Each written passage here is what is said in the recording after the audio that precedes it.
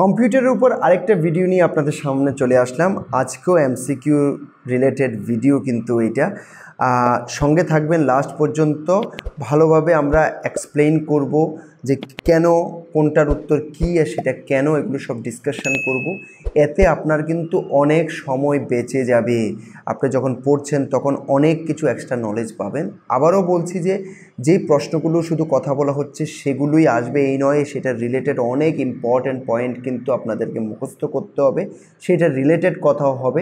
তাতে করে অ্যাকচুয়ালি এখানে শুধু আমি যদি 15টা এমসিকিউর কথা বলি, 15টা কভার হবে না, সেখানে কিন্তু এর থেকে অনেকটা বেশি কভার হয়ে যাবে। জিনিসটা মনে রাখবেন, ইনফরমেশনগুলো চেষ্টা করবেন কিছুটা নোট ডাউন করে নেওয়ার, it will help you out. By the way, মাঝখানে একটা জিনিসই বলবো, সবসময় যেটা বলে থাকি, সাবস্ক্রাইব না করলে সাবস্ক্রাইব করতে একদম ভুলবেন না। ভালো লাগলে লাইক করবেন, কমেন্ট করবেন, বন্ধুদের অবশ্যই জানাবেন। আর আমাদের কম্পিউটার রিলেটেড কমপ্লিট নোটস কিন্তু অ্যাভেলেবেল আছে। আমরা চেষ্টা করেছি টপ ক্লাস নোটস বানানোর, আপনারা আসুন দেখুন। আর যদি ডেমো স্টাডি ম্যাটেরিয়ালের লিঙ্ক লাগে তাও আমাদেরকে মেসেজ করতে পারেন 8257000711। চলুন প্রথম যদি আমরা প্রশ্নে চলে যাই, সেই প্রশ্নটা হচ্ছে কি, who is considered the inventor of world wide web? WWW, কোথাও কোথাও কিন্তু WWW লিখতে পারে, don't be confused, is the same thing, completely the same thing. Okay, তো এখানে আমরা যদি একটু এটাকে দেখি, বিল গেটস কোথায়, এখানে মাইক্রোসফটের কথা হচ্ছে, এখানে অ্যাপেলের কথা হচ্ছে, এখানে গুগলের কথা হচ্ছে, ঠিক আছে? তাহলে এটা ফাইনালি উত্তরটা হবে টিম বার্নার্স লি। তো উনি সেই ব্যক্তি যিনি হাইপার টেক্সট, সে ওয়েব সার্ভার, ব্রাউজার, এইসব সব কিছু ইন্ট্রোডিউস করেছেন, উনি হচ্ছেন টিম বার্নার্স লি। ওকে, তো টিম বার্নার্স লি যেহেতু এগুলো ইন্ট্রোডিউস করেছেন, তো সুতরাং সেখানে উত্তরটা কী হবে WWWর ক্ষেত্রে? সেটা টিম বার্নার্স লি হবে। ওকে, নেক্সট যদি আমরা যাই, which computer system developed in 1940s, এই জিনিসটাও কিন্তু একটা প্রশ্ন, was used for code breaking during World War II? ওকে, তো একটা জিনিস মনে রাখতে হবে, তখন একটা কম্পিউটার আবিষ্কার হয়েছিল যেটা ইউজ হতো কোড ব্রেকিং করার জন্য। কোড ব্রেকিং জিনিসটা কি? যে কোনো একটা এনক্রিপ্টেড মেসেজ আছে, সেটাকে মানে ডিক্রিপ্ট করতে হবে, সেটাকে পড়তে হবে। সেটা ওয়ারে কিন্তু প্রচণ্ড কাজে আসে। আপনি কোনো মেসেজ বা কোনো কিছু আপনি এনক্রিপ্ট করে কাউকে পাঠাচ্ছেন, আর সেটা তারা বুঝে যাচ্ছে, এটা কিন্তু প্রচণ্ড ইম্পর্ট্যান্ট ব্যাপার হয়ে যায়। কিসের ক্ষেত্রে? বা আমাদের যে ওয়ারের ক্ষেত্রে। ওকে, তো সুতরাং সেখানে শিফারিং যে টেকনিক হয় সেগুলো ইউজ করা হতো। ওকে, তো সেটা আর আমি এখানে ডিসকাশন করার কিচ্ছু নেই, সেটা হচ্ছে কোলোসাস। ওকে, কোলোসাস। নেক্সট যদি আমরা প্রশ্নে যাই, নেক্সট প্রশ্ন সেটা হচ্ছে যে which computer introduced in the 1970s became one of the first successful personal computers and was sold in kit form? Kit form মানে টুগেদার, একসাথে আমরা পার্সোনাল কম্পিউটার কিনি তো কী হয়, মনিটর পাই, এই পাই সেই পাই, তো এরকমভাবে এটা কিট ফরম্যাটে বিক্রি করা হয়েছিল। ওকে, তো সেই জিনিসটা আমরা যদি কথা বলি, সেটা আর কিছুই নয়। আর এটার থেকেই ধীরে ধীরে পার্সোনাল কম্পিউটারের কনসেপ্ট শুরু হয়ে গেছিল।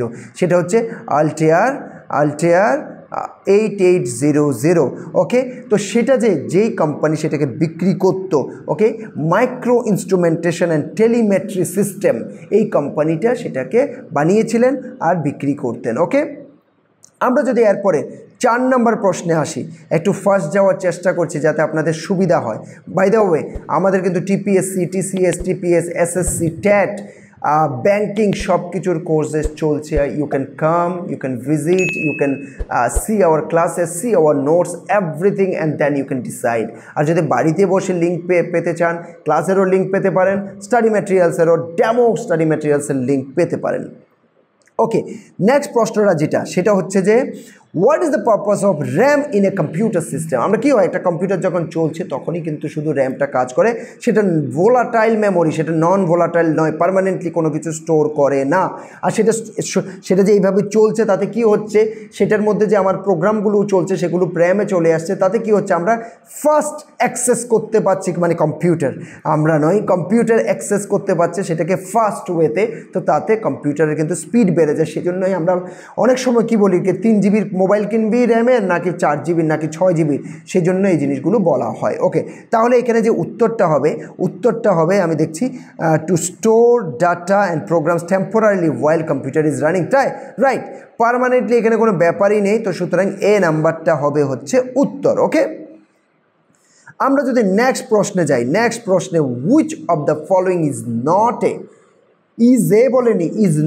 এ valid data type in programming. Okay, তো এখানে আমরা যদি দেখি ইন্টিজার একটা ডাটা টাইপ।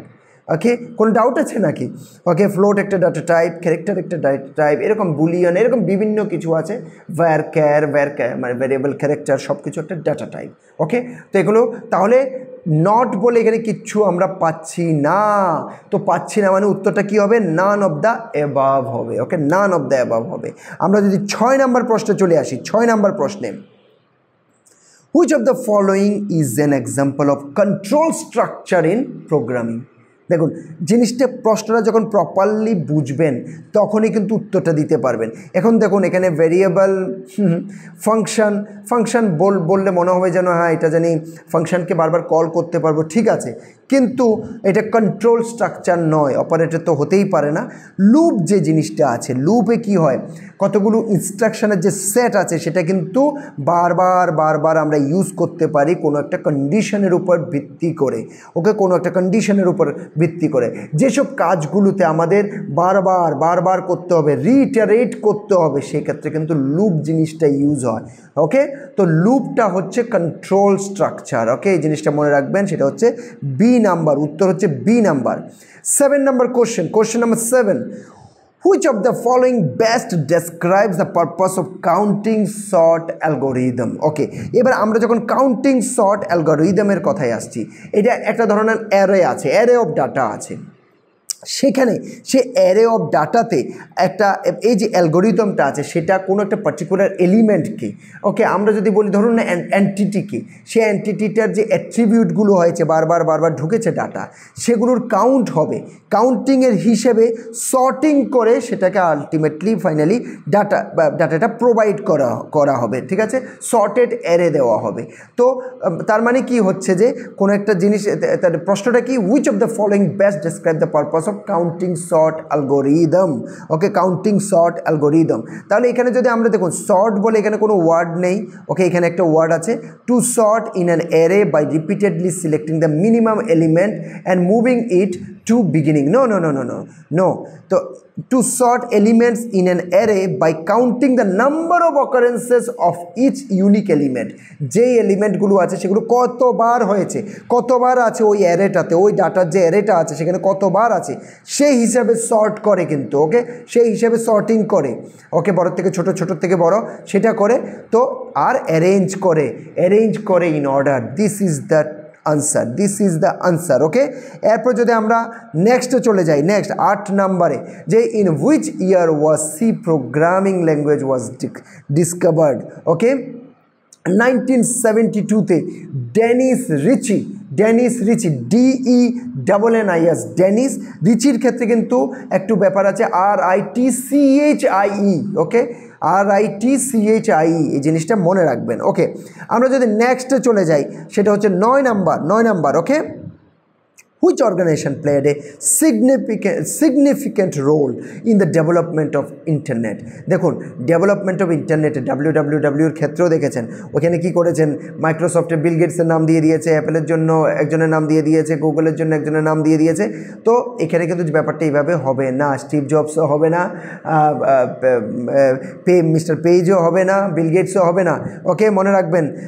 তো সুতরাং সেখানে আর ইউনাইটেড নেশনও হবে না। ওকে, তো সুতরাং যে আনসারটা হবে সেটা হচ্ছে advanced research projects agency, ARPA। পরে যে এটার নাম হয়ে গেছে DARPA, DARPA, DARPA। তো এই যে ডিটা আছে, ডি এর অর্থ হচ্ছে ডিফেন্স, এনারা একটা নেটওয়ার্ক বানিয়েছিলেন, ARPANET, নাম 100% শুনেছেন। ওকে, আর আজকে যে পুরো দুনিয়াতে ইন্টারনেট চলছে, এটার গ্রাউন্ড ওয়ার্ক কিন্তু এখান থেকেই শুরু হয়েছিল। ওকে, 10 নম্বর প্রশ্নে চলে আসি। 10 নম্বর প্রশ্নে, what is the purpose of ICMP, এটার ফুল ফর্মটা অলওয়েজ মনে রাখবেন, ইন্টারনেট কন্ট্রোল মেসেজ প্রোটোকল। ওকে, আইসিএমপি। তো এটা কিন্তু আইসিএমপি যেটা করে সেটা অ্যাকচুয়ালি ফাইনালি আমাদের নেটওয়ার্কের কী প্রবলেম আছে, কী ব্যাপার, সেগুলো যাতে আমরা ডায়াগনোজ করতে পারি সেটারই কাজ করে। এটা আমাদেরকে বিভিন্ন ধরনের এরর দিয়ে দেয়, যে কী এরর হয়েছে নেটওয়ার্কে, কী ব্যাপার সেটা দিয়ে দেয়। আবার কিছু কিছু ইনফরমেশান, অপারেশনাল ইনফরমেশান দেয়, কী ধরনের যে রাউটারে প্রবলেম আছে বা সার্ভিস রিচেবল কি রিচেবল নয়, এই ধরনের ব্যাপার দিয়ে দেয়। সুতরাং এটা দিয়ে আমরা মানে ডায়াগনোজ করতে পারি নেটওয়ার্কের issue, diagnosing the network problem. Okay, তাহলে বি নাম্বারটা হবে হচ্ছে উত্তর। নেক্সট যদি চলে যায়, what is the maximum data transmission speed of a standard category 5E ethernet cable. Okay, ethernet কেবলেরও বিভিন্ন টাইপ আছে। এখন যে 5E ইথারনেট কেবল আছে সেটার ক্ষেত্রে যদি বলি, সেটা কিন্তু 1 Gbps পর্যন্ত সেটা স্পিড দিতে পারে। তার মানে হচ্ছে আজকের দিনে যে রিকোয়ারমেন্ট আছে সেই হিসাবে কিন্তু এটা সবচেয়ে বেশি মানে জরুরি। ওকে, 5E ইথারনেট কেবলই আপনারা ইউজ করতে হবে। আমি যদি এবার ম্যাকের ক্ষেত্রে চলে যাই, ম্যাক অ্যাড্রেস রিলেটেড প্রশ্ন আছে, তো MAC address is a factory coded, তার মানে যারা ম্যানুফ্যাকচারার তারা কোড করে dash hardware address which can also uniquely identify a host. Okay, এটা একটা হোস্ট মানে আমার জন্য ওই কম্পিউটারটা, হোস্ট মানে আমার জন্য ওই মোবাইলটা, হোস্ট মানে আমার জন্য যে কোনো একটা হার্ডওয়্যার। ওকে, যেটাকে ইউনিকলি আইডেন্টিফাই করা যায়। ওকে, বোঝাতে পেরেছি? তো সেটার উত্তর হয়ে যাবে হচ্ছে 48 বিটস। ওকে, যে ম্যাক অ্যাড্রেসটা 48 বিটের হয়।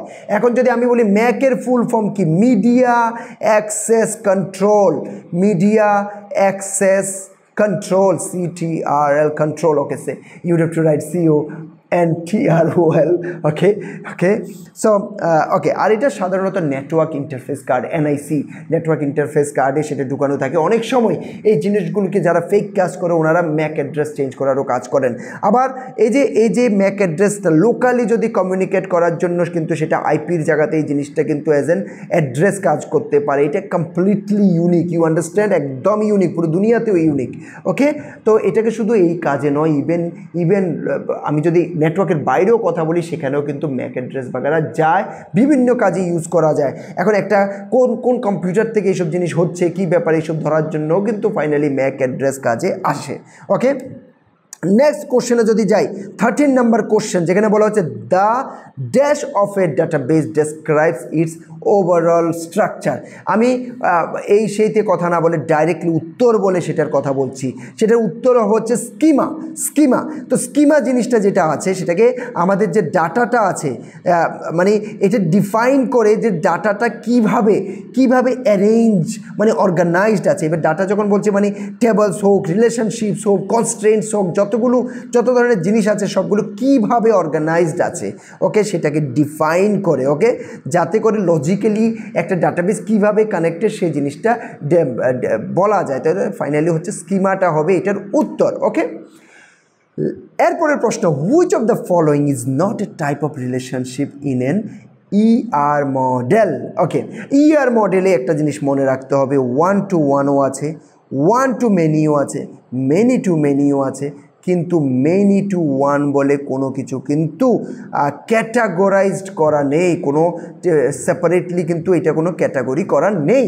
ওকে, এটা ইনভার্স অফ কি, এটা একদম অপোজিট অফ কি, 1 to many। তো সেখানে আলাদাভাবে many to 1-এর আমার কোনো দরকার নেই। তো সুতরাং many to 1টা হবে হচ্ছে এখানে উত্তর। Which of the following is not a type of relationship in ER okay entity relationship model. Okay, এবার এন্টিটি রিলেশনশিপ সম্বন্ধে প্রপার নোট আমাদের এখানে আছে, পড়ে নেবেন। আর যদি না পেয়ে থাকেন, আমাদের নোট যদি না নিয়ে থাকেন, অবশ্যই আপনারা একটু সার্চ করে একটু কষ্ট করে পড়ে নেবেন। ওকে, না লাস্ট যদি আমরা প্রশ্নে আসি, এরপরেরটা যে in an year diagram how is a derived attribute represented. এখানে কথা বলার তেমন কিছু নেই, ডাইরেক্টলি উত্তর হচ্ছে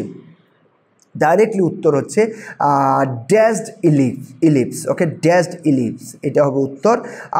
আর এই যে আমরা বলি যে ডিরাইভড অ্যাট্রিবিউট, ওকে মানে ডিরাইভড অ্যাট্রিবিউট মানে এমন একটা অ্যাট্রিবিউট যেটা আরেকটা অ্যাট্রিবিউট থেকে ডিরাইভ হয়েছে, উৎপন্ন হয়েছে, পেয়েছে, সেটাকে আমরা ডিরাইভড অ্যাট্রিবিউট বলি। সেই অ্যাট্রিবিউটকে যে ইয়ার ডায়াগ্রাম করা হয়, যে ইয়ার ডায়াগ্রামে কি এন্টিটির মধ্যে রিলেশনশিপকে ডেসক্রাইব করা হয় বিভিন্ন এন্টিটির মধ্যে একটা ডাটাবেজে।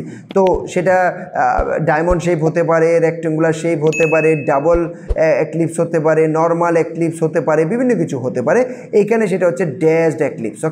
ওকে, এই হচ্ছে ওভারঅল আজকের যদি আমি ওভারঅল দেখি, এতটুকুই আজকের জন্য। এরপরে আর নেক্সট প্রশ্নগুলো এখন আর ডিসকাশন করি না, আপনাদের জন্য অনেক বেশি হয়ে যাবে। আমরা নেক্সট ক্লাস নিয়ে আসবো। ওকে, তাতে আরও বেশি ডিসকাশন করব, কন্টিনিউয়াসলি ক্লাস নিয়ে আসবো। অ্যাকচুয়ালি কিছু ভিডিও মানে অতিরিক্ত কোশ্চেন রাখলে ভিডিও অনেকটা বড় হয়ে যায়, তাতে আপনাদের বোরিং লাগতে পারে। তাই আজকে ভাবলাম যে না, 15টা কোশ্চেন পর্যন্ত ডিসকাশন করব, বাকি কোশ্চেন আমরা এরপরের ক্লাসে ডিসকাশন করব। ওকে, আশা করছি আপনারা যথেষ্ট নলেজ পেয়েছেন। শুধু প্রশ্নগুলো নয়, আবারও বলছি, ইনফরমেশনগুলো বড় ইম্পর্টেন্ট, সেগুলো দেখতে থাকবেন।